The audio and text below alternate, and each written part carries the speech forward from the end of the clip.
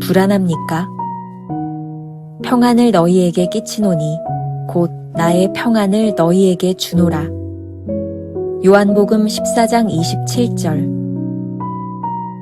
무지로 인해 마음이 평안할 때가 있습니다. 그러나 우리가 삶 가운데 발생하는 사건들을 깨닫게 될 때 예수님께로부터 받지 않은 한 내면의 평안은 유지될 수 없습니다. 주님께서 평안하라고 말씀하시면 평안이 생깁니다. 그분의 말씀은 변함없는 영이요 생명입니다.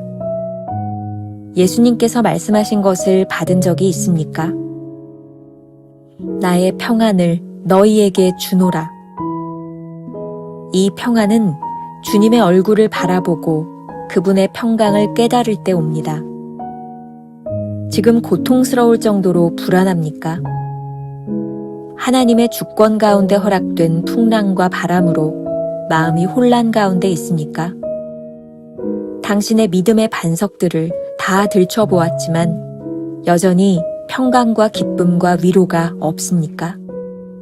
마음이 허망합니까? 그렇다면 주 예수님의 평강을 바라보고 그것을 받으십시오. 당신의 마음속에 투영되는 평안은 당신이 하나님과 바른 관계에 있음을 의미하며 이는 당신의 마음이 주님께로 향했다는 증거입니다. 당신은 언제든지 당신의 마음을 주님께 드릴 수 있는 자유가 있습니다. 만일 하나님과 바른 관계에 있지 않다면 당신의 마음은 오직 자신만 생각할 수밖에 없습니다. 그 어떤 것에도 마음을 줄 수 없습니다. 만일 어떤 이유이든 예수 그리스도의 얼굴을 바라보지 않는다면 당신은 불안에 빠지든지 아니면 거짓된 안정감을 취하게 됩니다. 당신을 압박하는 문제들 가운데서 지금 예수님을 바라봄으로 평안을 얻고 있습니까? 그렇다면 주님께서는 당신 안에 그리고 당신을 통해 평강의 은혜로운 축복이 되실 것입니다. 그러나 염려함으로 문제들을 해결하려고 한다면 당신은 주님을 밀쳐내는 것이며 이에 합당한 결과를 얻게 됩니다. 우리가 불안에 빠지는 이유는 주님을 고려하지 않기 때문입니다. 그러나 누구든지 예수 그리스도와 상의할 때 당황스러움은 사라지게 되고 우리의 유일한 관심은 주님 안에 거하는 것이 됩니다. 그 이유는 주님께는 당황스러움이 없기 때문입니다. 주님 앞에 모든 것을 내어놓으십시오. 고통, 이별, 슬픔을 당할 때 너희는 마음에 근심하지 말라는 주님의 말씀에 귀를 기울이십시오. 김병삼 목사의 매일 만나 365, 오늘은 8월 26일 불안합니까? 라고 하는 제목으로 말씀을 나누어 보겠습니다. 첫 번째 주제, 평안하신가요? 오늘 묵상은 아주 흥미로운 문장으로 시작하고 있습니다. 무지로 인해 마음이 평안할 때가 있습니다. 그렇습니다. 우리는 지금 무슨 일이 일어나고 있는지, 앞으로 어떤 일이 닥칠지 알지 못합니다. 이런 무지와 무감각 속에서 마음이 잠시 평안할 수도 있습니다. 그러나 삶을 요동치게 하는 사건을 만났을 때 이런 평안은 곧 사라져버리고 맙니다. 이때 우리 주님께서 평안하라고 말씀하시면 평안해질 것입니다. 문제는 우리가 이런 주님의 말씀을 받은 적이 있느냐는 것이죠. 오늘 본문 요한복음 14장 27절, 평안을 너희에게 끼치노니 곧 나의 평안을 너희에게 주노라. 이 말씀이 우리의 삶에서 현실화되는 그런 경험이 있느냐는 것입니다. 마음이 극히 불안하고 고통스러운가요? 분명히 내가 믿음이 있다고 생각했는데 인생의 파도 앞에서 평강과 기쁨과 위로를 찾을 수가 없나요? 그렇다면 진정으로 주님을 바라보고 있지 않은 것입니다.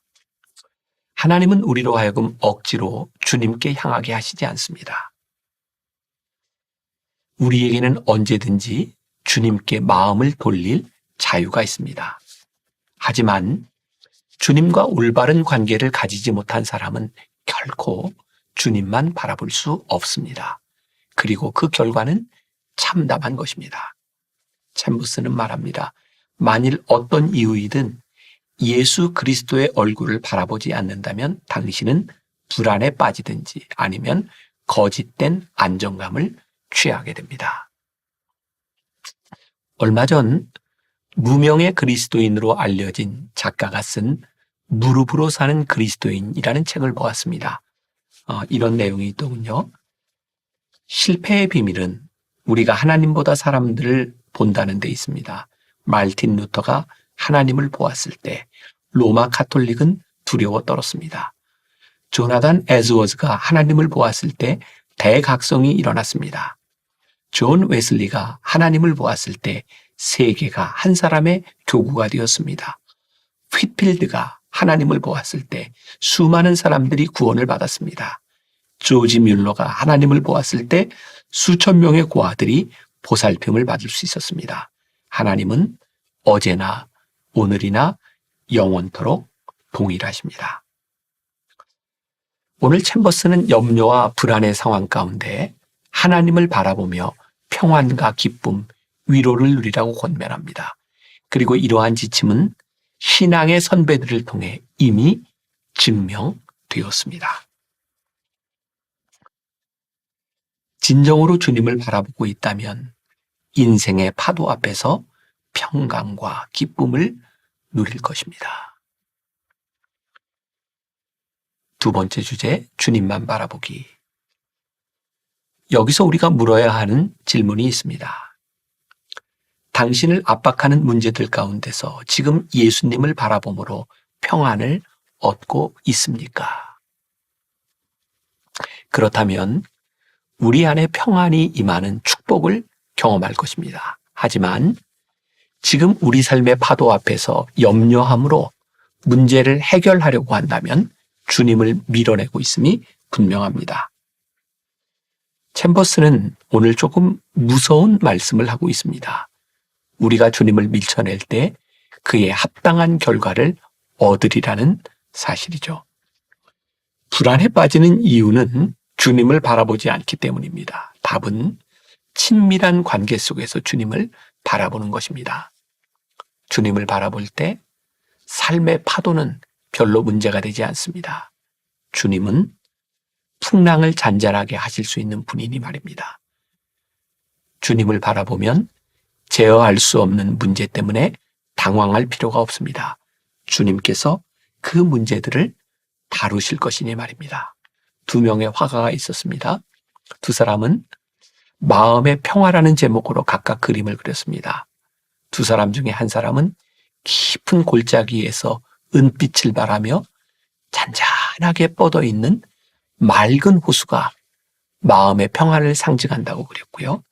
다른 한 사람은 그것과 대조되는 엉뚱한 그림을 그렸습니다. 그것은 물보라를 일으키며 천둥 같은 소리와 함께 절벽 아래로 쏟아지는 폭포였습니다. 그 폭포 옆에 자작나무들이 숲을 이루고 있었는데 그 자작나무 위에 둥우리를 틀고 한 새가 물보라에 흠뻑 젖은 채 조금도 동요됨이 없이 앉아 있었습니다. 그 화가는 이 새의 모습이 바로 마음의 평안을 나타낸다고 그렸던 것이죠. 성경적으로 볼 때 후자의 평안이 참된 평안입니다. 하나님이 주시는 평안은 골짜기에 자리 잡은 잔잔한 호수 같은 그런 평안이 아닙니다. 그것은 바람이 없기 때문에 조용한 것뿐이고 비가 쏟아지지 않기 때문에 맑게 보일 뿐입니다. 바람이 불면 물결이 일고 비가 쏟아지면 흙탕물이 될 수 있습니다. 위험한 요소가 얼마든지 있지만 환경 때문에 잠깐 동안 고요한 것뿐입니다. 하나님이 주시는 평안은 폭포와 같이 요란한 소리를 내는 분위기 속에서도 유지할 수 있는 그런 평안인 것입니다. 챔버스는 우리에게 묻습니다. 지금 고통스러울 정도로 불안합니까? 하나님의 주권 가운데 허락된 풍랑과 바람으로 마음이 혼란 가운데 있습니까? 당신의 믿음의 반석들을 다 들춰보았지만 여전히 평강과 기쁨과 위로가 없습니까? 마음이 허망합니까? 그렇다면 주 예수님의 평강을 바라보고 그것을 받으십시오. 우리의 유일한 관심은 주님을 바라보는 것이어야 합니다. 오늘 우리 앞에 놓인 파도는 무엇인가요? 어떤 고통과 이별, 슬픔이 찾아온다 할지라도 주님을 바라보면 이런 음성을 듣습니다. 너희는 마음에 근심하지 말라. 주님을 바라보면 제어할 수 없는 문제로 인해 당황할 필요가 없습니다. 주께서 다루어 가실 것이기 때문입니다. 오늘 우리 속에 이런 묵상의 질문을 품어봅시다. 불안함을 느낀다면 불안의 이유와 내용을 적어봅시다. 그리고 그것이 주님보다 더 큰 것인지 생각해 봅시다. 기도하겠습니다. 오늘 성령께서 우리들에게 진지하게 묻고 계십니다. 불안하냐? 너희의 마음에 평안을 잃어버렸느냐? 우리 주님께서는 우리들에게 평안을 주시겠다고 말씀하셨는데 우리들이 그 평안을 잃어버렸다면 주님을 바라보고 있지 않다는 증거가 아니겠습니까? 하나님, 우리의 눈에 큰 폭풍우가 보이고 우리의 눈에 우리를 휩쓸고 돌아가는 흙탕물이 보이고 우리의 주변에 큰 폭풍 소리가 들려옵니다. 그런데 오늘 주님이 우리들에게 말씀하십니다.